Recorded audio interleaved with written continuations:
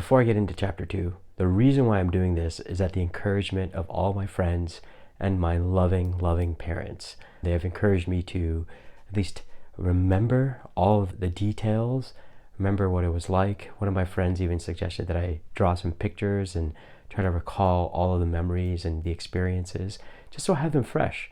Because maybe this will get turned into a movie one day. I don't know. Who knows? But this is just for me right now. Okay.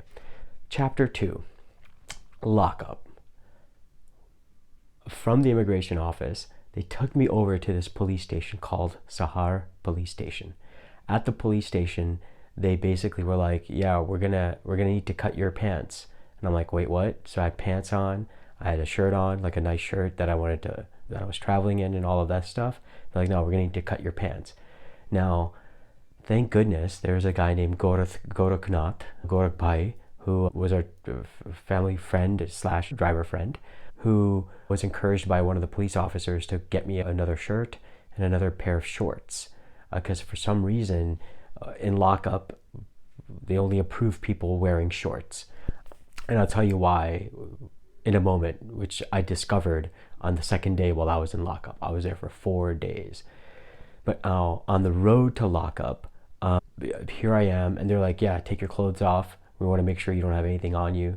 So I literally had to get like naked, and I had to put my clothes on, and I had to like bend down a couple of times to make sure I'm not hiding anything on my person. I put my clothes back on, and they basically put me in this 10-foot by 12-foot cell with like literally 12-foot high ceilings, with this one window. The window was not even a window. It was like this like area in the top left corner with a tube light and a fan for ventilation. And as I walked in, I was like, oh my God, how did I end up here? It was a cell with 2 other people in the cell. Oh, by the way, okay, let me rewind. Before I went to lockup, they put me in this like holding pen. In the holding pen, I met someone. So there's another guy who was in that holding pen. His name is Syed Patel guy. This guy, what he did was he actually duplicated his passport. So apparently there's this whole underground black market where people duplicate Indian passports in order to get re-entry into India if they have any visa problems. So what this guy did is he actually duplicated his passport, and then he got caught. And this 28-year-old guy, kind of like buff looking, and this was his first experience in this holding cell. And he's, yeah, basically what happens is, and this is what I got to learn about the Indian legal system, is that first when you commit a crime, based on the level of crime, they put you in this lockup, this holding pen, then they put you in this lockup, and then you go through what is called PC, police custody, and then you end up going to JC, which is judicial custody. And once you're now given back to the court, then you can get bail, and then you can get a lawyer, and then you can now go through all the legal steps that you have to go through. So anyway, because of my crime and this guy's crime, which is like the uber crime, because he actually duplicated his passport, I had to go through 3 police custody rounds, which means for every round, first you're in lockup, and then you and a lawyer go over to the actual judge, or the actual, judge place, and then you make your case, and then they throw you back in lockup. So this guy's giving me all these, like the lay of the land. He's, first comes PC, and हमें बता गुजराती में बात करता था. So he's, હવે તમારું આમ થશે ને તમારું તેમ થશે. It's like તમારું PC આટલું થશે.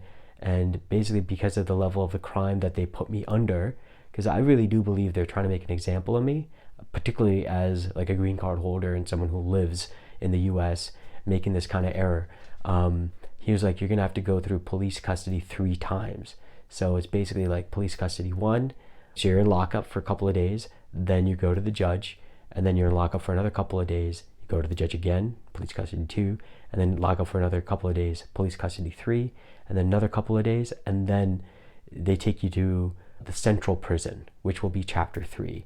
In this holding pen with the Syed Patel, he's just sharing with me about his understanding of this court system. And I'm like, oh my God, I'm gonna be here. And by this point, the cops had confiscated my phone. I had no contact with the outside world, And at the same time, the driver, Gorakbai, he had contact with my parents, so I told him to tell my parents that this is what happened. I'm in this lockup area, and of course my parents are super stressed and they're worried, and they can't contact me, so all this is happening.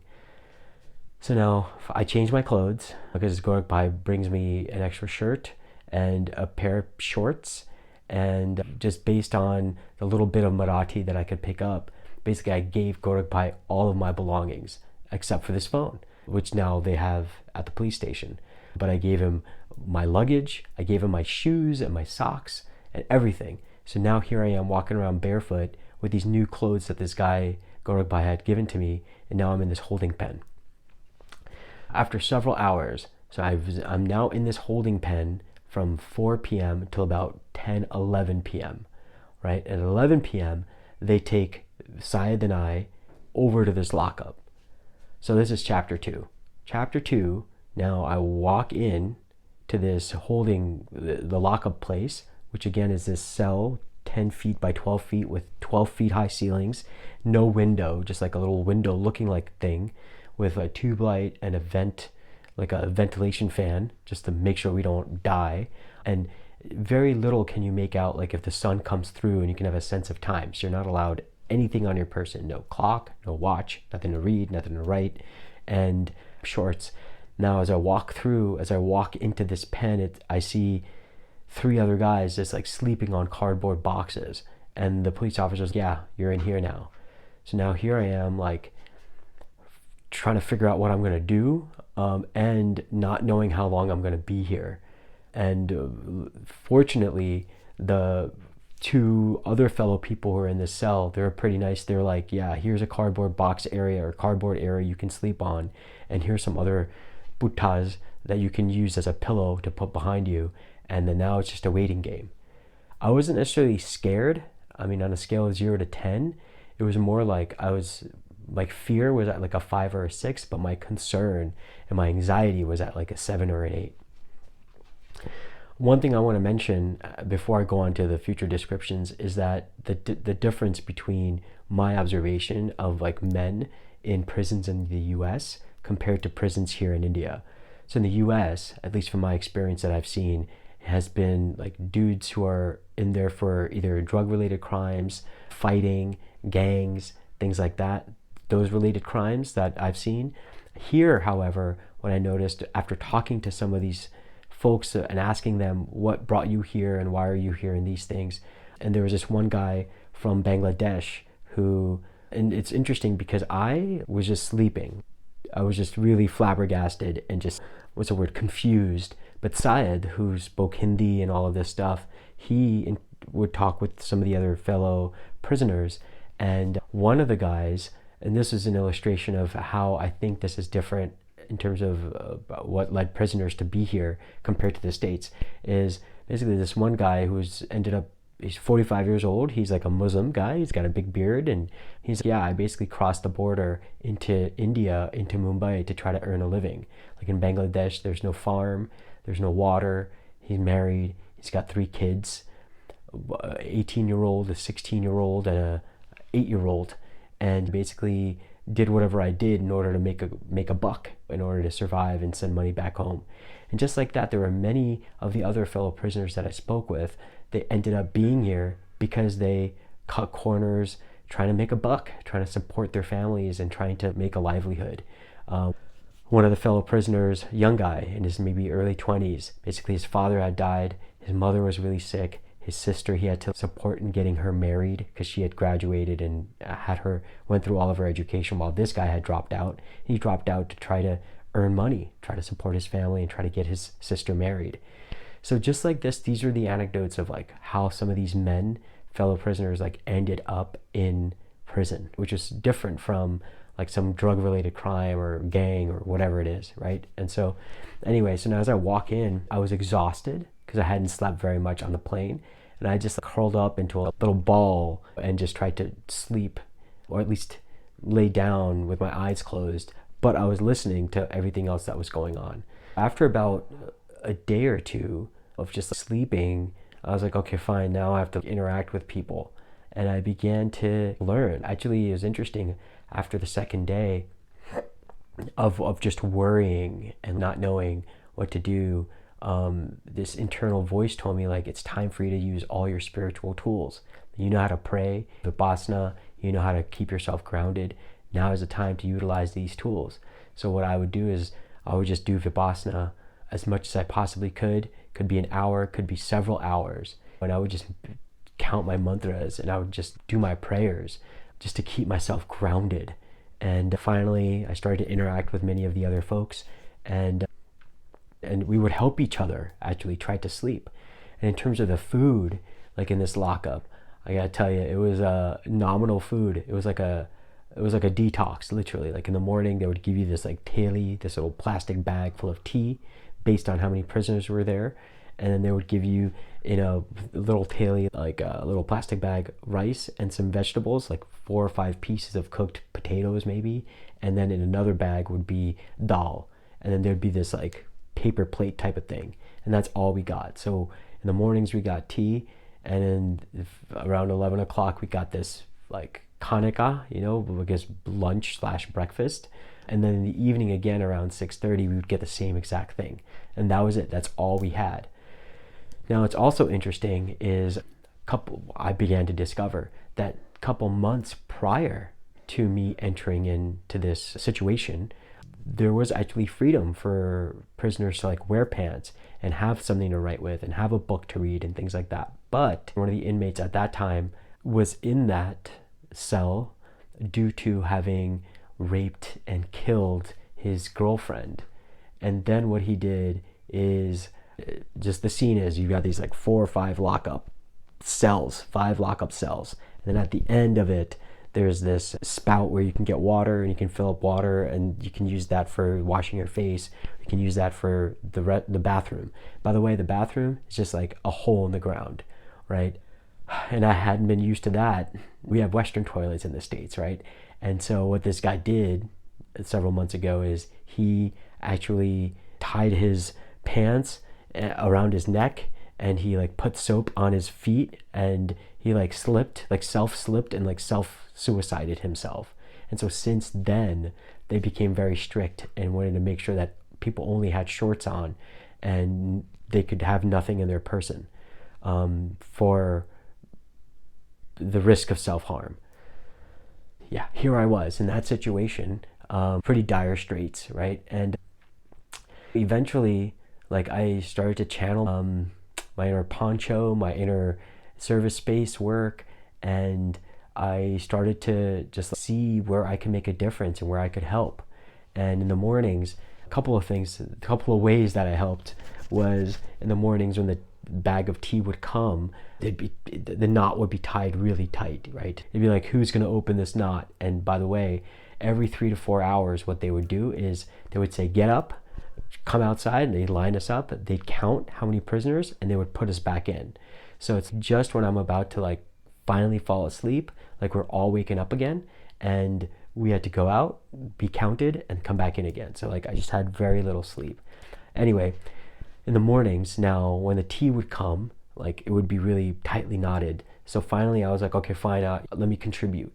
And it was so fascinating, like the trajectory. In the beginning, of course, I'm the new guy, right? And just observing. And then as new prisoners would come in, now I'm no longer the new guy. Now I'm like the veteran guy, right? And so I would then open up the theli of the chai, and then I would like learn how to like put the chai into each of these little cups to distribute to everybody. And then when the food would come as well, like I would give everybody their food and their plate and just make them feel a little bit more, what's the word, a little less like prisoners and a little bit more like fellow men with dignity. And gosh, so that's one thing, like of the way that I was trying to be of service. And by the way, these thoughts only came to me because I was doing Hanumanji's mantra constantly. Om Shri Ramadutaya Hanumantaya Mahapranaya Mahabalaya Namo Namo. Like just constantly saying that mantra over and over again. And then these ideas of being able to help people would come. So that's one. Second, what I would do is, and the scene is like here we're sleeping like almost like right next to each other. And there's a tube light here and there's a tube light here that are constantly on. They don't shut these tube lights off. And I think it's like consciously made so you're strung out by the end of like your third or fourth day. And even when you're trying to sleep, like even with your eyes closed, the tube light is just so strong, preventing you from sleeping. So what I would do is make what was then afterwards known as ulta chasma. Is I would tear off like the flap of a cardboard box, that cut it in half a little bit, not fully ripping two pieces, but just up until the top point. I would bend the nose pieces back, and then it would be like sunglasses in a way that would block the light from both sides, that would at least support sleeping if you're sleeping on your back. And by the way, we just slept flat on the floor on cardboard boxes with no support at all. I really got to feel my age, to be honest. I was like, wow, like I'm super getting old and my back is hurting, and I'm just gonna adjust the camera, there we go. And my back is hurting, and how do I even sleep, right? So then I had this idea of creating this covering. Of course, people saw me creating this covering for myself and sleeping comfortably. So I woke up and I'd be like, hey, would you like one? So I basically made everyone like this ulta chasma type of contraption, because I was like, use your brain, Parth, use your brain. Ideas will come, you just have to be patient. And then thirdly is when you're sleeping on the floor, at least I was, it's a hard ass concrete floor, like my feet would hurt, my joints would hurt, my ankle would hurt. And I was like, I need some ankle support, at least to raise the ankles a little bit. So I made these ankle pillows, like feet pillows. So I would take other flaps from the cardboard box, I roll them up, and I put that under my feet to at least give my feet some support. And so people saw that, and I was like, hey, you want me to make you one? Pag no takyo, you know, like a little pillow for your feet.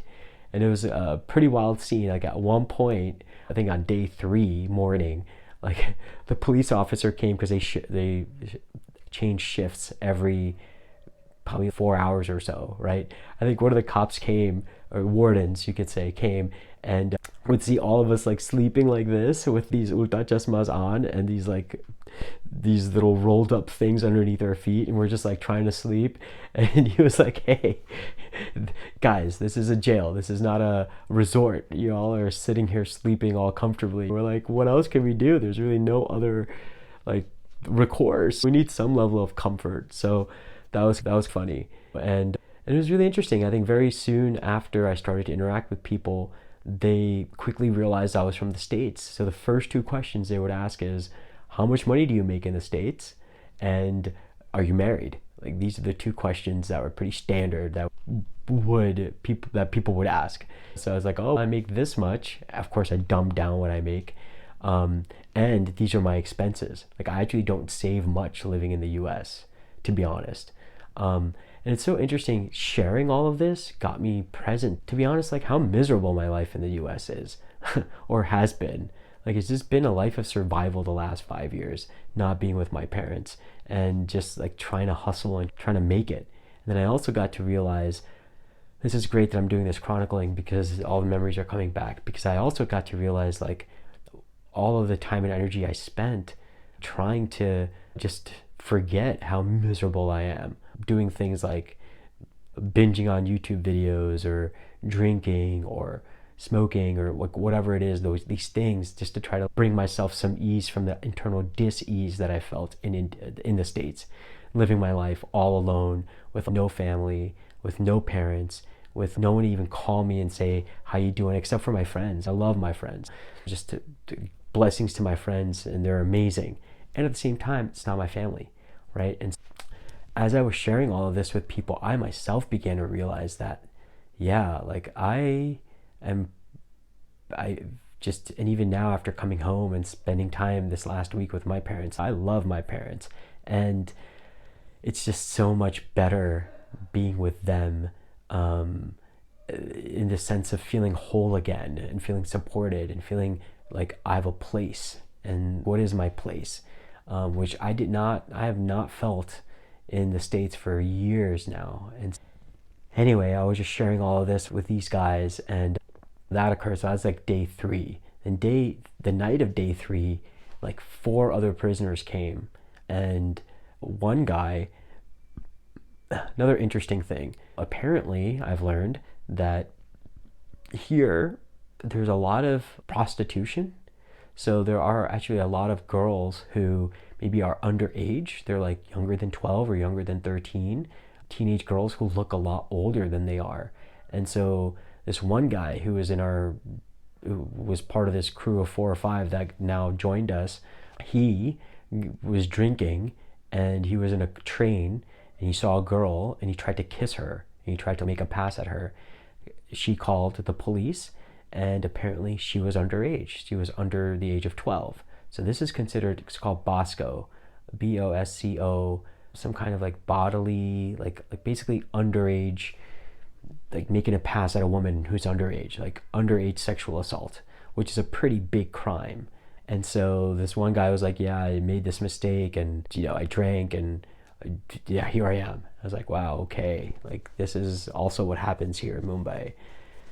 So anyway, all that happened. And then there were a couple of other guys, part of that crew of 4 that came in, young guys. I tell you, they're in their early 20s that they stole cell phones. So this one guy he stole 25 to 30 cell phones to try to sell them on the black market to try to make a quick buck and to hustle.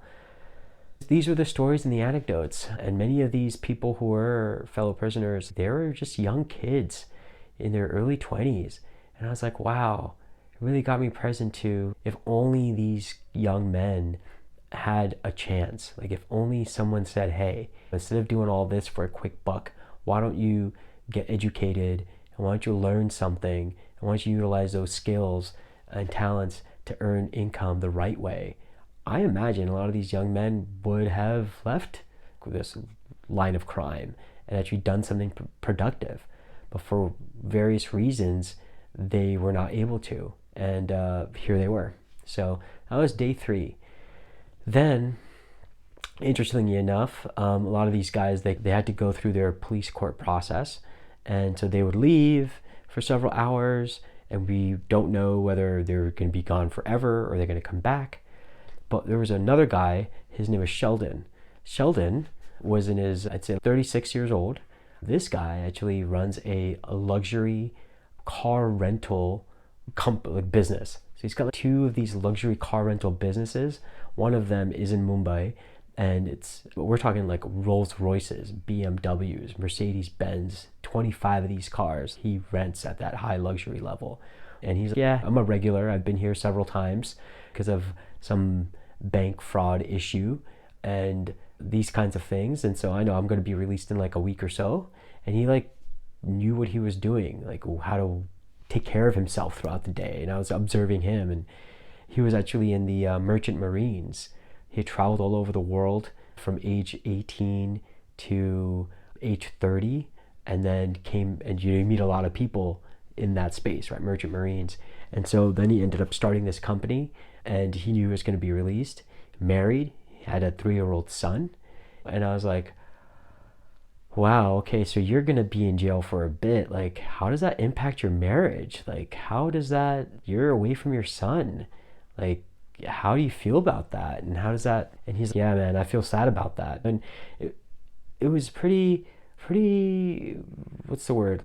Pretty wild to actually have these very vulnerable, authentic, heart-to-heart chats with these guys and these fellow prisoners who are like, yeah, I made a mistake, and yeah, it sucks. I do miss my wife, and I know that this has definitely strained our marriage and our relationship, and I miss being around my kids, and I know that's going to impact them as well. Like, they're really aware of all of these consequences, right? And at the same time, when you're on this, like, when you're on the path of crime, eventually that becomes like the thing that you know. And so throughout this whole process, in my mind, I was like, I'm going to make a movie. And the title of the movie has been coming to me as Shock, Sharam, Svikar, of finally surrender and acceptance. And it's like the first worst thing about jail is you don't know what time it is. And the second worst thing about jail is that you get used to it. And that's the worst thing, because now you're used to that life of crime, and that's now your new familiar. And so you could then become a repeat offender, and then you keep finding yourself in these lockup jail spaces. So anyways, it's really interesting, like unpacking the psychology of how many of these young men, prisoners, end up being prisoners and being repeat offenders of various sorts. So anyway, so that was like day 4. And then also throughout that process, I had gone to court a couple of times. The first time that I went, I think my cousin was there, and my cousin and my other cousin was there, female cousin, and they had hired one lawyer who didn't really do very much. And then I think my parents had called my good buddy, let's call him V for now, and he was able to get a second lawyer who really did his due diligence and was able to work on my case and actually legitimately move me through the process. And even in that moment, I just felt so like, here I am seeing my relatives after 5 years. They're seeing me like this with handcuffs on and like my beard grown out and everything and looking like crap, right? So there was all this kind of shame that would come up for me, and the sadness of, damn man, my relatives have to see me like this. And then I have to pull out my landmark distinction of, it's all empty and meaningless, that's empty and meaningless, and let it all go, Parth. Just learn the lessons, keep meditating and praying, and hope for the best, right? But I remember being in court, seeing my male cousin, my female cousin, and my buddy, and I was just like, there was just like these tears that were coming down my eyes. Even now as I think about it, I'm not as emotionally affected by that, but I do feel the impact of those emotions. And anyway, so all that happened. And then basically on Tuesday, so now it was like Friday, I had gotten admitted to this lockup. And then Tuesday night, they were like, okay, you've completed these steps, 3 steps of police custody. Now we're going to turn you over to the court. So what that looks like is, while the court is deliberating my case, they put me now into central prison. I'm no longer the responsibility of the local prison, but now I'm the responsibility of the central prison. So now I'm taken over to the Loja Central Prison, which is, there's 2 big prisons in this Mumbai area. The Loja, where I ended up, where there were these, like, again, gundas and murderers and like all of these things, but it's a much more comfortable environment. And then there's Arthur Road, which is basically just one big ass bunk with over 1,000 prisoners, and the only way you can sleep is like sleep on your side. There's no room to even sleep on your back. So thank God that I was not in that prison, and thank God that like my lawyer did whatever he needed to do to make sure I went to this prison. So anyway, so now it's Tuesday night, and I'm taking it in the Loja Central Prison is like a 3-hour ride. So now we're gonna get into chapter 3.